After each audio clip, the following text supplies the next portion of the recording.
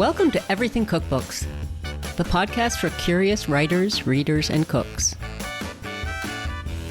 I'm Molly Stevens, and I'm here with Kate Leahy, Andrew Nguyen, and Kristen Donnelly to record a quick special episode to let you, our listeners, know that Everything Cookbooks is going to take a little summer break.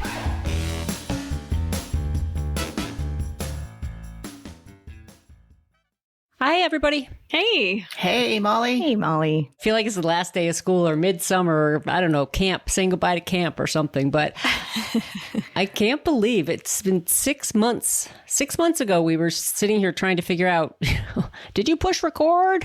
Does this platform work? No. Molly, we still do that. That's true. How come my video isn't showing? Right. Yeah. Why is Kristen frozen? But here we are, a whole season of episodes out in the world and a growing community of listeners. It's amazing. It's been pretty awesome, gotta say. And that said, I think it's time for a little break. Well, we need a little break so we can think of more great episodes to bring everyone. Yeah. You know, we've got so many ideas floating around. Now we just got to take a little break and marinate on those ideas. Yes, marinate and simmer. Simmer. But looking back, I think there are, I don't even know, 20, 21, 22, how many episodes are out there? Something like that. There were some good ones. A respectable season for sure. I think so. Something to be proud of. Yeah, totally. And I was just thinking back. I mean, there's certain episodes that I want to re-listen just because there were certain, things I learned that I thought, oh, I got to write that down. And now I have the time to maybe go back. And Kristen, I was just thinking of the interview you did with Tina Ulaki. Oh, mm-hmm. And at the very end of that interview, you asked her this great, hot seat question, which was, when do you know a recipe is ready to go out in the world? And she gave you, 3 tips. And I thought those were really great ones to remember. Because one was after you write the recipe and you think this is the final, version, don't look at it for 24 hours. Yeah. And I think that right there, just taking that space, it's the same with writing. It doesn't have to be specific to recipes, but you write something, set it aside and then take a look. And then the other thing she said was then make sure you put all the ingredients that are mentioned in the ingredient list, make it into the instructions. And that's something that, it just happens. So, yeah. And the final thing is, I think, give it to somebody else to read to make sure that what's in your head is actually getting through on paper. So I just love that episode for not just for those tips at the end, but it just kind of helps, just keep those lessons in mind when you're writing recipes. Yeah. She's just so good. So good. I've been thinking a lot about somebody like Tina, who is so thoughtful. And then we're also in this digital age where it's like, get it out fast. Don't think about perfection. But then with a book really is that slow timeline. And while nothing will ever be perfect, it is the time to be extremely careful and thoughtful. I've so appreciated sharing this with our listeners and sharing this with you and sharing what we know.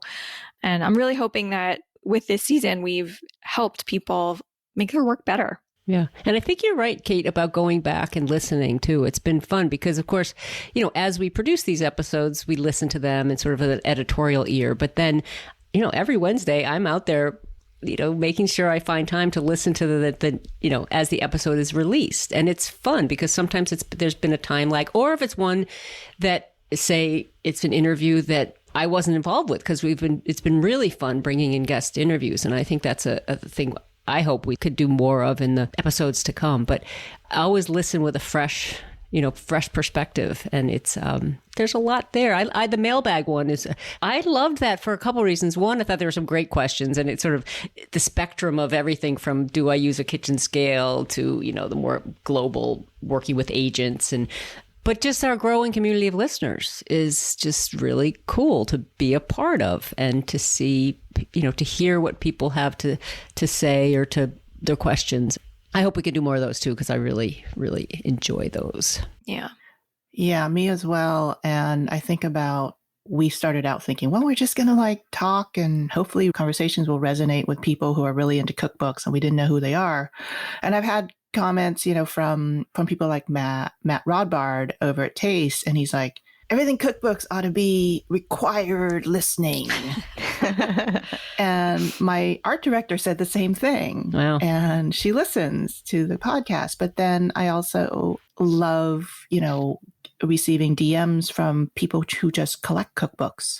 Mm-hmm. Right. And share in the love of the printed word and recipe writing. And I think that, we've offered a lot of inspiration and information too. I have a friend who is not writing a cookbook, but she listened to the Agent episode, and she's like working on a proposal. And she goes, that woman, Rika, and you guys provided a lot of really good information for me. So, you never know who's going to listen. Right. And I think sometimes, things that come out of my mouth anyway, afterwards, I'm like, wow, is that really appropriate? I know. Well, let me ask you this. Like, have any of you gotten used to listening to your own voice in a recording? No. Because I think that's just so hard. No. A little bit. Yeah. A little bit. I have a very good friend who listens, and she's not a cookbook author. She just listens because she finds it interesting. But her name is Kate. And every time I say, so Kate, she jumps because she says, there I am saying. But, I go back and forth between, like you say, Andrea, the conversations between the four of us we've been having for years, and that we can make them public and that they're interesting still sort of surprises me and, it makes me happy. And I love that when the four of us just chew over an issue or, really dive deep and try to wrestle something and figure out, share what we think about it. But then the interviews are also, so I go back and forth, which I, want to do more of, because they bring in and learning from other experts and people who know so much about like photography, talking to Yasi. That was an amazing interview. Or the visual recipe writing one with Michelle Tam. I just love bringing those voices in too. So yeah, definitely want to have more voices. Yeah, because Nick, now I feel like we can open the Pandora box and have other people share their process. Because one of the things Michelle said to me was, man, I listened to your podcast and I was like, holy moly, I don't make books that way. I don't really know what I'm doing. Or she said something to that effect. Like, I don't do anything right or something. Yeah. And I was like, I feel that way too. I don't know.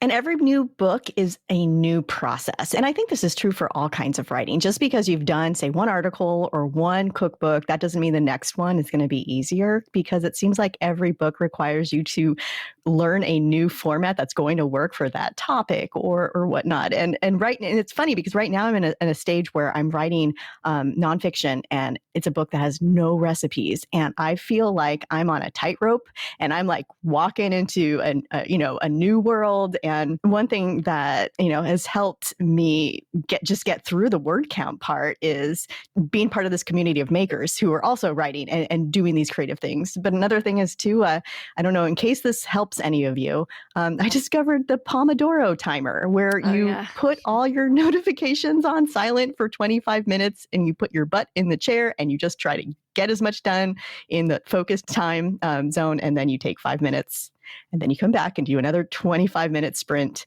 So I love learning those tips. I learned that on a podcast. So I'm thinking we can get more people on and we can ask them, how do they stay productive? How do they get to the finish line? So true. I feel like every project is different. I think I've did this before. It's going to be just like riding a bike, and then it's a whole new set of challenges. A whole new set of wheels, and you're kind of wobbly. Not like riding a bike. Yeah. No. Yeah. Sort of, but not quite. Right. Yeah. Different model. Yeah. Well, I am looking forward to taking some time off, but thinking about what we're going to do when we come back. So, but before we go, how's your summer going? What are you cooking? What are you cooking from? What are you looking forward to? One thing, since I haven't been writing my own recipes or having really that much time to cook, I've actually really been looking for simple ideas to kind of spark interest so I don't get bored with the same food that I've been cooking for a while. And summer is just the best time to just cook simply with great fresh flavors. And I have a new book. It's just called Tomato. Oh my gosh. Yeah, I was totally going to talk you want to talk about that too? Yeah. It's from Quadrille, a British publisher, and it is just fun, fresh, beautiful photography. And I mean, just like a simple recipe. It's almost a recipe without a recipe, but it's so perfect for summer, is grated raw tomatoes with ginger and coriander. Just serve that with pretty much anything, and you're happy with, making use of your tomatoes. So tomatoes are starting to happen, and it's just, a month from now, we'll just be inundated with them. I can't wait. I love that. I have a lot of herbs in my garden, and so I put them into Vietnamese food. I'm also cooking a lot from Andy Baragani's book, the cook you want to be, because he, reflects his Persian American, Iranian American heritage. And there's just a lot of fresh herbs in there. So I just love that. But I'm also kind of like making cool breads from Rima Seal's Arabia book. And she's got like this master bread recipe. The dough is just really easy to put together, and you can make pitas, and then you can also make flatbreads on the back of the wok like you've done with Armenian flatbread, Kate. And Cool. It's just really, really fun. And so I love following other people's recipes. I know people are always like, I don't follow recipes. And I'm like, I love to follow a good recipe. Yeah. Take the guesswork out and put it into somebody else's hands and just be led and learn. It's just nice. It's really cool. Yeah, definitely fresh, simple. I mean, it's, it sounds cliche, but it's so true. But last summer we rigged up this paella situation. We've got this little fire pit and rigged up these bars so I can put a paella pan on it. And I only got around to it, I think, twice last summer, but I'm really looking forward to getting that and getting better at making paella, because it was surprisingly easy. Over open fire, I've done it indoors, but to do it over live fire it's really cool. And maybe if things keep going the way they are, we might even have some people around to serve it, to eat it with. Maybe I can come over. If only you weren't so far away. Yeah, for me, we're recording this before I leave for France, but it will air while I'm in France. So I'm just looking forward to, I guess, letting the market guide me. It's a little bit of a cliche, but a dreamy cliche. Will you have a kitchen over there? Yeah. I'm renting a couple of different apartments or houses in different regions. And I love, of course, like farmers markets, but also grocery stores are just so fun. So just letting the market guide me. And when I do trips, I tend to keep the cooking really simple. It's like things where you almost would never write a recipe for it, like some kind of very simple pasta or some kind of delicious board situation with a couple of vegetables. Yeah, that's what I'm looking forward to. And that book Tomato when I get back, because I'm anticipating lots of tomatoes when I return. Basically, if like my plants survive. Yeah. So, yeah.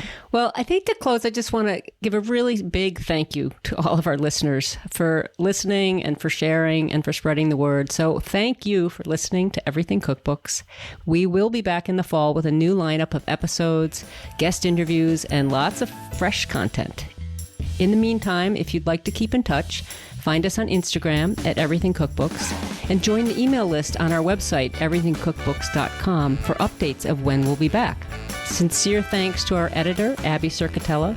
And if you have a minute, leave a review on Apple Podcasts or wherever you listen.